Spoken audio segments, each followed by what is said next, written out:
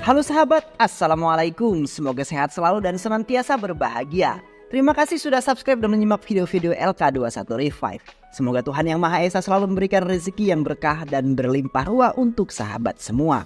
Kita sapa-sapa dulu ya para penonton setia LK21 Revive. Dan terima kasih buat Adi Putra dari NTB, Nur Habibah dari Pakistan, Firdaus Basir dari Makassar, Al Alif, Fazli Channel, Makwaka 148 dari Kalimantan Timur, Ryogo dari Jambi, Bocil Komputer, Iqmal Maulana dari Bandung, Haris Gaming dari Oki, Mainin dari Papua. Dan buat teman-teman semua yang belum ingin sapa, nanti di next video ya. Oke, kali ini LK21 Revive akan membawakan sebuah alur cerita film yang berjudul Maharsi. Bagaimana keseruan filmnya? Gak perlu banyak basa-basi. Ini dia alur ceritanya. Kagak. Oi! Mana itu?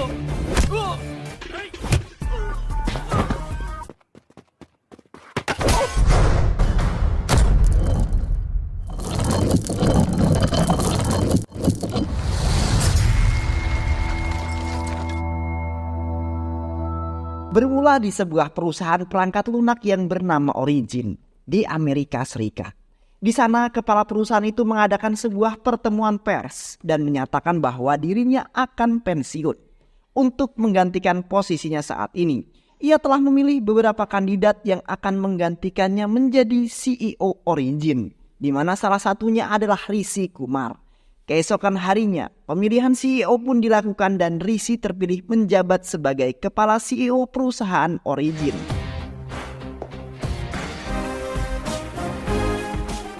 Ia sangat senang karena bisa menjadi CEO salah satu perusahaan terbesar. Rishi yang sekarang menjadi seorang CEO menjalani hidupnya dengan penuh kemewahan karena ia juga merupakan termasuk orang terkaya di dunia. Setelah terpilih ia menjadi CEO, Rishi diundang ke sebuah acara televisi dan diwawancarai oleh presenter. Presenter itu bertanya terkait kesuksesan yang Rishi capai pada saat ini. Rishi berkata jika dulunya dia adalah seorang yang miskin dan ayahnya selalu meminjam pada seorang rentenir. Dan minggunya rentenir itu datang untuk menagih hutang. Setelah berbicara panjang lebar, Rishi menutup pertanyaan tersebut dengan sebuah kata-kata bijak. Rishi berkata, tidak ada definisi untuk sukses, tapi kitalah definisi dari kesuksesan itu. Lalu Rishi menemui temannya yang bernama Nidi. Nidi mengundang Rishi untuk datang ke acara pesta ulang tahunnya nanti malam. Saat Rishi datang ke pesta tersebut, Rishi tak melihat seorang pun di sana. Tak lama temannya Rishi datang, ternyata mereka telah merencanakan itu semua untuk merayakan keberhasilan yang telah dicapai oleh Rishi. Dari anak miskin kini jadi orang terkaya di dunia. Terlihat dosen Rishi juga ada di sana dan memberikan selamat kepada Rishi atas keberhasilannya. Hal itu mengingatkan Rishi pada masa lalunya. Saat itu Rishi merupakan orang miskin, namun Rishi merupakan anak yang cerdas. Ia merupakan anak tunggal dan tinggal bersama ayah dan ibunya di rumah yang sederhana. Ibu dan ayahnya sangat sayang kepada Rishi. Ketika Rishi dan keluarganya makan bersama, ayahnya memberikan nasihat bahwa Rishi harus segera bekerja dan memiliki penghasilan. Namun saat itu Rishi menolak untuk bekerja. Ia memilih melanjutkan kuliah karena ia ingin mengejar cita-citanya. Rishi yang merupakan anak cerdas, ia pun mendapatkan beasiswa di universitas ternama di India. Dan ia berjanji tidak akan merepotkan orang tuanya. Saat itu ayahnya berkata bahwa kesuksesan itu jika kita punya banyak uang. Namun Rishi membantah pernyataan tersebut. Singkat cerita, Rishi pun pergi untuk kuliah di sebuah kampus teknologi di India. Di hari pertama Rishi masuk kuliah, para mahasiswa baru pun berkumpul di kelas untuk sesi perkenalan dengan para petinggi juga dosen di kampus tersebut. Saat itu seorang dosen memberikan sebuah kata bijak tentang kegagalan adalah sebuah awal dari kesuksesan. Dosen itu juga mengatakan bahwa ia telah menjadi sukses bertahun-tahun karena dirinya telah menjadi seorang dosen. Rishi yang mendengar hal itu tidak setuju dengan pernyataan dosen tersebut. Dengan berani Rishi naik podium dan berkata bahwa Anda tidak sukses, Pak. Karena Anda telah berhenti mengejar kesuksesan Anda. Dan kesuksesan Anda hanya menjadi dosen di kampus ini. Setiap kesuksesan itu tidak memakai titik, namun memakai koma. Dan menurutku kesuksesan itu bukanlah tujuan, tapi sebuah perjalanan. Semenjak kejadian itu, membuat Rishi menjadi terkenal di kampusnya. Lalu seorang pria bernama Raffi yang merupakan anak desa, baru saja datang ke asrama Rishi. Ia merupakan mahasiswa baru juga di kampus dan akan jadi teman satu kamar di asrama Rishi. Ketika hari pertama kuliah, dosen memberikan sebuah soal sulit untuk diselesaikan. Dosen itu berkata, bagi yang mampu menyelesaikan soal tersebut, maka fotonya akan dipajang di majalah kampus. Malam harinya, Rizky yang baru pulang dan masuk ke kamar melihat si Raffi sedang berusaha menyelesaikan soal dari dosen tadi. Rizky yang lelah mematikan lampu, tapi Raffi malah menyalakan kembali. Raffi berkata dirinya tidak akan mematikan lampu apabila dia belum menyelesaikan soal dari dosen tadi. Mendengar hal itu membuat Rizky kesal. Ia pun langsung menyelesaikan soal itu dan meminta Raffi untuk mematikan lampu. Keesokan harinya di dalam kelas seluruh mahasiswa dibuat heran karena soal sulit itu telah diselesaikan. Dosen berpikir itu adalah perbuatan Ajay yang dikenal sebagai juara kelas. Namun ternyata bukan Ajay. Saat itu Rizky mendorong Raffi untuk mengatakan bahwa itu adalah pekerjaan Raffi. Lalu dosen memberikan selamat kepada Raffi dan sejak saat itu Raffi menjadi terkenal dan disebut sebagai anak jenius oleh seluruh mahasiswa. Keesokan harinya seorang wanita cantik bernama Puja datang ke asrama Raffi. Ia mengajak Raffi untuk minum kopi di kantin. Rizky yang saat itu ada di kamar. Puja langsung menasihati Rizky untuk belajar agar jenius seperti Raffi. Ternyata itu hanyalah akal-akalan Puja.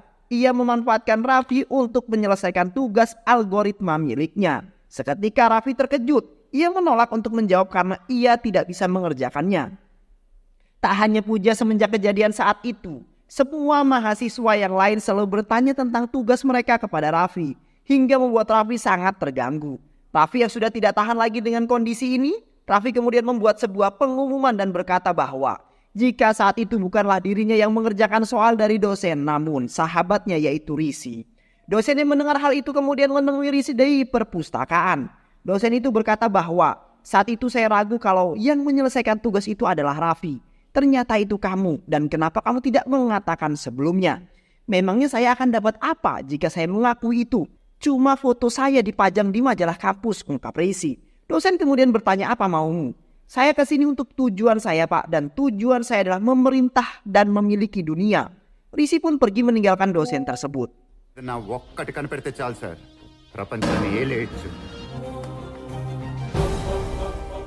Keesokan harinya kampus mengumumkan hasil ujian dan di pengumuman terlihat Rizky menduduki peringkat 1 di kampusnya. Sementara itu Ajay yang digadang-gadang anak jenius berada di peringkat kedua. Berbeda dengan Raffi yang peringkatnya yang jauh tertinggal. Malam harinya saat Rizky kembali ke kamar ternyata Raffi tidak ada di sana. Rizky segera pergi ke lantai atas kampus. Terlihat Raffi sedang meratapi kegagalannya. Raffi yang sedih menceritakan semuanya kepada Rizky. Aku adalah andalan orang tuaku di kampung. Tapi aku telah gagal untuk membuat mereka bangga dan aku sangat merasa bersalah, ungkap Raffi. Rizky yang mendengar hal itu merasa kasihan kepada Raffi. Rizky mencoba menyemangati Raffi. Setelah mendengar kata-kata Rizky, seketika membuat Raffi tersadar. Ia sangat berterima kasih kepada Rizky. Ia juga mengatakan bahwa dia merasa tenang apabila Rizky berada di sampingnya. Semenjak saat itu, Raffi berjanji kepada Rizky bahwa dia akan berubah dan menjadi orang yang sukses. Keesokan harinya, Rizky dipanggil seseorang untuk pergi ke belakang kampus. Sesampainya di sana, ternyata yang memanggilnya adalah ayahnya Ajay, yang merupakan seorang menteri. Ia tak terima peringkat anaknya dikalahkan oleh Rizky. Dia mengancam Rizky untuk mundur dan tidak menjadi juara 1. Namun Rizky menolak dan karena penolakan membuat ayah Ajay marah. Ia pun memerintahkan anak buahnya. Akan tetapi mereka bukanlah tandingan Rizky. Rizky menghajar mereka semua hingga babak belur. Rizky yang marah berkata kepada ayah Ajay bahwa suatu saat ia akan membeli harga diri ayah Ajay. Puja yang ternyata menyukai Rizky karena kecerdasannya. Puja meminta agar Rizky mau datang ke rumahnya. Sampainya di sana, Babu terkejut karena Puja telah mengumpulkan semua keluarganya hanya untuk berkenalan dengannya. Rizky yang merasa tidak nyaman dengan pertanyaan yang diberikan keluarga Puja, ia meminta agar bisa berbicara sebentar dengan Puja. Puja yang tak bisa menahan perasaannya, ia berkata kepada Rizky kalau dia sangat mencintai Rizky. Sebenarnya Rizky juga suka kepada Puja, namun Rizky berkata saat ini ia akan lebih memilih karirnya terlebih dahulu. Karena ia ingin mengangkat derajat orang tuanya dan menjadi orang sukses dalam menggapai cita-citanya. Kemudian Rizky pun pergi. Sementara itu saat di kamar Raffi mengetahui jika Rizky menolak cinta Puja. Ia memarahi Rizky kenapa Rizky meninggalkan Puja. Raffi juga berkata bahwa Rizky sama saja dengan pria yang lainnya. Akan tetapi Rizky tidak memperdulikan hal itu. Raffi tidak pernah paham dengan keadaan Rizky. Tak berselang lama, Raffi sangat merasa bersalah atas semua perkataannya kepada Rizky dan meminta maaf kepada Rizky karena tidak mengerti keadaannya. Rizky hanya terdiam dan bersiap-siap karena besok akan diadakan ujian. Malam harinya sekelompok penjahat datang ke kampus, membobol kantor kampus dan mencuri kertas ujian. Keesokan harinya ketika polisi menyelidiki, mereka menemukan ada kunci brankas dan ternyata itu milik Rizky. Saat itu juga Rizky dipanggil dan dinyatakan tersangka. Rizky difitnah oleh orang yang tak suka dengan Rizky untuk menghancurkan hidupnya. Akan tetapi ketika polisi dan dosen sedang membicarakan masalah ini, tak lama kemudian polisi datang dan mengatakan bahwa bukan Rizky pelakunya, tetapi ada yang lain yang mencuri berkas itu. Tanpa Rizky menanyakan orang tersebut, Rizky langsung pergi ke kelas untuk ikut ujian dan pada akhirnya Rizky dapat menyelesaikan dengan baik. Kemudian Rizky pulang ke rumah orang tuanya. Saat itu Rizky tak lama tinggal di rumah karena dia harus pergi ke Amerika untuk bekerja di Origin. Awalnya orang tuanya tidak menyetujuinya, akan tetapi demi cita-cita Rizky mereka pun terpaksa melepas Rizky pergi. Singkat cerita, berkat kecerdasan karir Rizky berkembang sangat luar biasa di Origin. Suatu hari ketika Rizky akan melakukan presentasi, Rizky mendapatkan telepon bahwa ayahnya meninggal. Rizky pun merasa terpukul dan Rizky pun pulang dari Amerika. Sesampainya di rumah ia sangat menyesali karena tidak bisa menemani orang tuanya. Lalu Rizky melihat sebuah surat yang ditulis oleh ayahnya. Ayahnya mengatakan bahwa, "Ayah bukan gagal mendidikmu, nak, tapi aku berhasil dan aku merasa bangga dengan Rizky. Di akhir hidupku aku merasa rindu dengan Rizky. Betapa besarnya cinta seorang ayah kepada Rizky. Walau terlihat cuek, tapi sebenarnya ayah sangat menyayangi Rizky." Banyak hal yang ingin dibicarakan dengan ayahnya, akan tetapi semua sudah terlambat. Ketika orang tuanya masih ada, hadirilah dalam kehidupannya, jangan pernah meninggalkannya. Sin pun kembali ke pesta saat ini, lalu Rizky bertanya kepada dosennya, bagaimana dengan keadaan Raffi? Dosen berkata bahwa saat itu Raffi dikeluarkan dari kampus. Karena dulu Raffi mengorbankan dirinya untuk melindungi dirimu. Saat Raffi mengaku jika dirinya lah yang telah mencuri soal ujian itu bukan Rizky. Ia mengorbankan dirinya untuk kesuksesan Rizky. Dan tak lama setelah Raffi dikeluarkan dari kampus, ayah Raffi meninggal karena bunuh diri. Dan berkat pengorbanan Raffi, kini Rizky telah menjadi orang yang sukses. Mendengar hal itu seketika membuat Rizky terdiam. Rizky merasa gagal untuk mencapai kesuksesannya. Lalu Rizky pun pergi dengan hati yang sangat sedih. Rizky sangat merasa bersalah atas kesuksesannya saat ini. Rizky pulang ke rumah dan menceritakan semuanya kepada ibunya. Ibunya berkata bahwa, lakukanlah apa yang kau inginkan. Ibu akan selalu mendukungmu. Keesokan harinya seketika di kantor, Rizky berkata bahwa dia akan pergi ke India. Rizky pun pergi menggunakan pesawat pribadinya. Sesampainya di sana, Rizky disambut oleh para media yang bertanya tentang kenapa Rizky, orang terkaya di dunia, pulang ke India. Seluruh saluran media sangat ramai memberitakan tentang kepulangan Rizky ke India. Bahkan ada media yang menyatakan bahwa Rizky akan berinvestasi di India. Namun Rizky tidak banyak memberikan komentar bersama para asistennya. Mereka langsung pergi ke desa Ramafaram untuk menemui Raffi, sahabatnya. Sesampainya di desa Ramafaram, Rizky langsung melihat Raffi yang sedang duduk di sebuah tenda. Raffi yang melihat kedatangan Rizky, ia langsung berlari dan memeluk Rizky. Akhirnya kerinduan Raffi terhadap Rizky dapat terobati. Mereka berbincang lepas kerinduan setelah sekian lama tak bertemu. Kemudian Rizky mengajak Raffi untuk ikut bersamanya ke Amerika. Akan tetapi Raffi menolak ajakan Rizky. Ia menceritakan bahwa di desa ini akan dibangun sebuah aliran gas oleh sebuah perusahaan. Orang-orang perusahaan itu memaksa para warga untuk memberikan desa ini. Mereka membeli tanah para warga dengan harga yang sangat rendah. Raffi yang tak ingin desanya dihancurkan oleh orang-orang tak bertanggung jawab, ia akan tetap di sini mempertahankan desanya, juga memberantas ketidakadilan yang dilakukan oleh para pengusaha licik. Mendengar hal itu membuat Rizky merasa kasihan kepada Raffi. Rizky berjanji akan membantu Raffi membangun dan mempertahankan desa tercintanya. Rizky kemudian mendatangi menteri. Ia mengatakan semua tentang sengketa lahan kepada menteri. Akan tetapi menteri beralasan jika dirinya tidak bisa berbuat apa-apa. Ia mengatakan bahwa tanah di desa itu juga sudah tandus dan tidak layak untuk ditempati lagi. Mendengar hal itu membuat Rizky merasa kesal. Kemudian Rizky kembali ke desa. Sesampainya di sana sudah ada bos kontraktor yang menghampiri Rizky. Bos kontraktor berkata agar Rizky tidak usah ikut campur dengan masalah ini.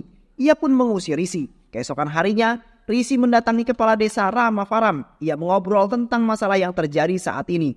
Akan tetapi kepala desa itu berkata jika politik tidak punya hak dalam masalah ini. Akan tetapi pengusaha yang punya hak. Akan tetapi Kades itu memberitahu Risi jika proyek itu dipegang oleh seorang pengusaha bernama Vivek.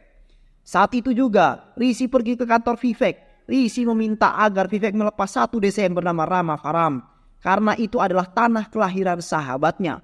Akan tetapi Vivek tidak memperdulikan hal itu, karena ia akan tetap mengambil alih desa itu untuk proyeknya, dan sudah ada 83 desa yang telah menyetujuinya. Semua itu tidak bisa diubah karena hanya satu teman kau minta satu desa. Itu sangat tidak mungkin dan tidak akan terjadi. Risi tidak peduli, ia tetap meminta Vivek untuk meninggalkan satu desa itu. Risi juga tahu bahwa ini adalah proyek ilegal. Dan dari 83 desa, hanya 33 desa yang sukarela menjual tanahnya. Sedangkan 50 desa kalian paksa untuk menjualnya. Vivek tidak peduli dengan apa yang Risi katakan, karena ia akan tetap melanjutkan proyeknya tersebut. Risi yang kesal, ia berjanji bahwa ia akan menghancurkan semua usaha Vivek. Agar Risi tetap bisa bekerja sambil membantu Raffi mempertahankan desanya, Raffi memutuskan untuk membuat kantor desa Rama Faram di bawah sebuah pohon besar. Semua kliennya Risi datangkan ke India dengan helikopter pribadinya. Risi pun memulai semua pekerjaan di desa itu. Di sisi lain, memperlihatkan Puja yang bekerja di perusahaan perangkat lunak game. Atasannya meminta Puja pergi menemui Risi untuk menjalin kerjasama dengan perusahaan mereka. Akan tetapi Puja menolak karena ia tidak ingin melihat wajah Risi lagi. Bosnya berkata jika Puja tidak mendapatkan kerjasamanya dengan perusahaan origin, maka ia akan dipecat, juga semua anggotanya akan dipecat. Terpaksa Puja bersama temannya pun datang ke kantor Risi di desa Ram Faram. Puja yang masih dendam kepada Risi karena dulu menolaknya dengan jutek, ia meminta bekerja sama dengan Risi. Risi yang melihat hal itu hanya bisa tersenyum dan menyetujui kerjasamanya dengan perusahaan Puja bekerja. Saat Puja akan pulang, ia bertemu Raffi dan mereka pun berbincang untuk melepas rindu pembukaan kantor Risi di desa Rama Faram. Tercium oleh awak media sehingga para media yang mengetahui itu kemudian pergi ke desa Rama Faram dan menanyakan alasan Risi membuka kantornya di desa itu. Risi berkata bahwa alasannya adalah karena temannya yang sedang mempertahankan desanya di tenda itu. Raffi pun didatangi media. Raffi menceritakan semua kejadian itu kepada media dan siaran itu disaksikan oleh seluruh warga. Dan setelah mendengarkan penjelasan Raffi, akhirnya para warga pun ikut berdiri di belakang Raffi dan menolak proyek Vivek tersebut. Suatu ketika seorang wanita cantik bernama Palevi turun dari sebuah bus dan Palevi ini merupakan pacarnya Raffi. Saat itu Risi meminta Raffi menghampirinya, namun Raffi berkata bahwa jika orang tua Palevi tidak merestui hubungan mereka setelah saya dikeluarkan dari kampus.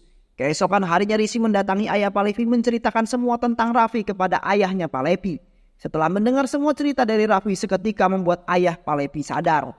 Keesokan harinya Palevi menemui Raffi mengatakan bahwa ayahnya telah merestui hubungan mereka. Setelah Risi mendatangi ayahnya, hal itu tentu saja membuat Raffi sangat senang. Suatu hari para warga dari desa sebelah datang ke desa Rama Faram dan para warga mengira jika mereka mau menyerang desa Rama Faram. Ternyata saat itu mereka mendukung Raffi untuk menolak proyek Vivek. Setelah itu 40 desa yang lain juga ikut menolak proyek Vivek. Vivek yang mengetahui hal itu kemudian datang menemui Risi di desa Rama Faram. Ia mengatakan bahwa dia akan melepas satu desa ini. Namun Risi mengatakan permintaannya sudah naik jadi 41 desa. Karena bisa Anda lihat sendiri tenda itu dulu cuma satu orang. Sekarang sudah banyak orang. Namun Vivek berkata kalau itu tidak mungkin. Risi berkata bahwa tidak ada yang tidak mungkin. Dulu kamu bilang aku tidak akan bisa mengambil alih desa ini. Tapi lihat, sekarang aku membawa lebih banyak pasukan untuk menolak proyek milikmu. Pikirkan semua ini Vivek sebelum aku menghancurkan usahamu. Vivek yang tak ingin kalah, ia memerintahkan anak buahnya untuk menawarkan harga yang sangat tinggi kepada masyarakat. Dan dalam semalam setengah warga desa itu kemudian pergi. Malam berikutnya Vivek berencana untuk membunuh Raffi dan saat Raffi tertidur, ia diserang oleh pembunuh bayaran. Saat itu juga Raffi mendapatkan tusukan. Beruntungnya Risi datang dan menghajar para pembunuh itu hingga babak belur. Kemudian Risi membawa Raffi ke rumah sakit.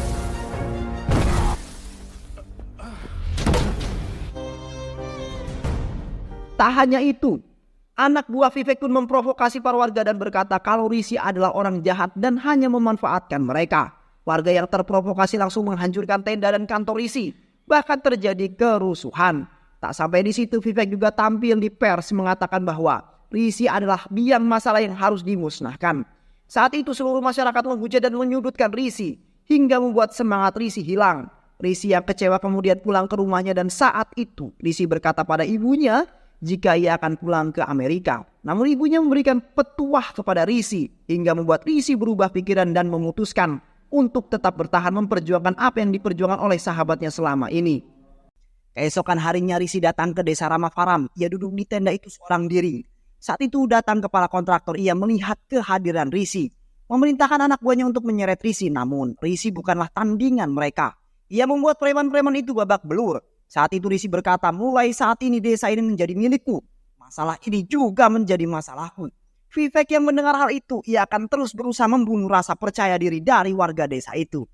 Saat Rizky duduk di tenda, seorang diri ia dihampiri seorang kakek tua yang memberikan roti. Rizky penasaran dengan bapak tua itu. Ia pun mengikutinya dan mendapati bahwa di sana bapak tua ini sedang bertani. Saat itu Rizky ditanya, apakah kau mau bertani? Rizky yang mendengar hal itu seketika berkata, tolong ajari aku bertani.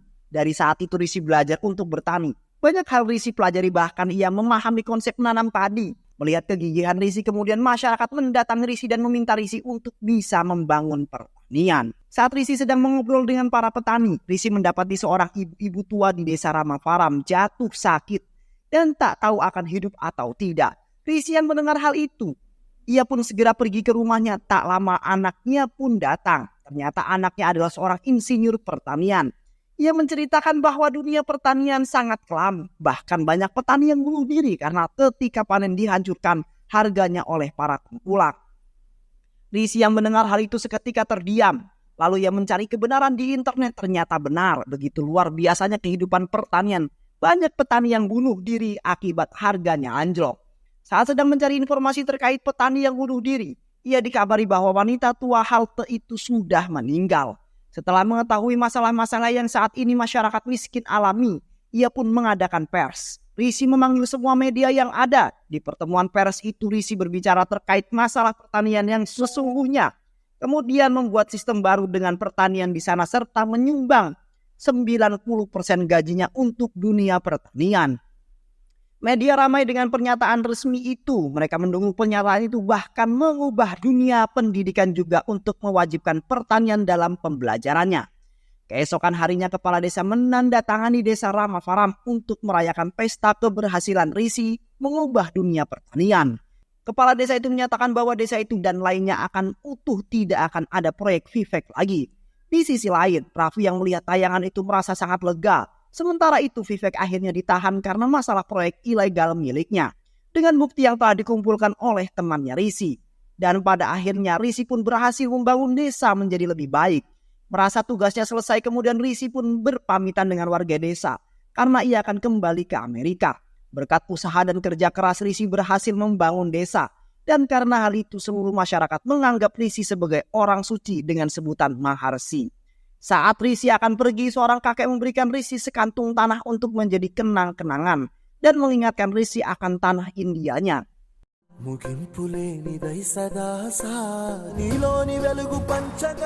Dan Rizky pun pergi kembali ke Amerika melanjutkan karirnya sebagai CEO perusahaan Origin. Dan film diakhiri dengan memperlihatkan Rizky yang tidak jadi ke Amerika. Dia kembali ke India. Saat wartawan mewawancarai Rizky, menanyakan kenapa Rizky kembali ke India dan mundur dari CEO Origin, wartawan itu berkata, berarti kesuksesan Rizky telah berakhir ya Pak? Rizky menjawab, kesuksesan itu tidak pakai titik, tapi koma. Kesuksesan bukan sebuah tujuan, tapi sebuah perjalanan. Dan film pun selesai. Banyak pelajaran hidup yang kita dapat dari film ini ya teman-teman. Semoga teman-teman semua terhibur setelah menyimak alur cerita film ini. Terima kasih sudah menyimak video-video LK2135. Semoga sahabat semua terhibur dan sampai bertemu lagi di video-video berikutnya. Wassalamualaikum warahmatullahi wabarakatuh.